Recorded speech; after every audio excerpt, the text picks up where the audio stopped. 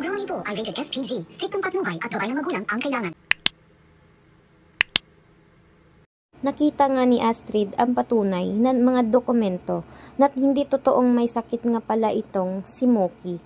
Kaya naman ay pinuntahan nga niya itong kanyang kaibigan na si Olive upang kumprontahin nga ito kung bakit nga siya nagsisinungaling sa bata at bakit nga niya ito nagawa, na ang alam niya wala namang kasalanan ng bata dito sa kanya.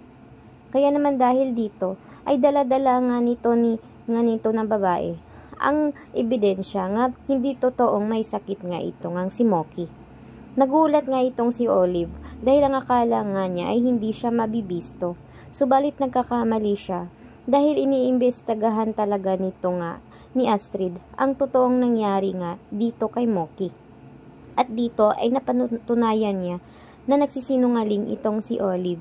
Kaya naman ay tinakot nga niya ito na sabihin ito kay Moki ang katotohanan. Dahil kung hindi ay ipapakulong raw siya ni Astrid. Subalit ay mas lalong nagalit nga itong si Olive at sinabi niya na babawiin na niya ang lahat ng binigay niya dito kay Astrid.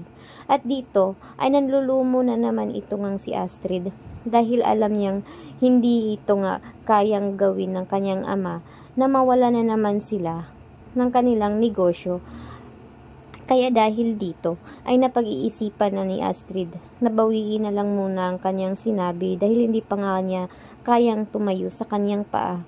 Kaya naman napagdesisyonan niya na hayaan na lang muna itong si Olive at si Moki kahit na nababahala na siya dahil kahit ano-ano ngang gamot ang tinuturok nga ni Olive dito sa bata. Ang hindi nga maintindihan nga nito nga ni Astrid kung bakit ganito ang trato niya kay Moki na wala naman itong kasalanan sa kanya. Subalit ang totoo nga niyan ay napag-isipan nga nitong gawin nga ni Olive. Ito ay dahil na rin baka malaman raw umano ni Moki ang totoo nitong magulang. Kaya't ito nga ang kanyang tinatatakutan dahil baka lumayo na ito sa kanya at iiwan na naman siya nito.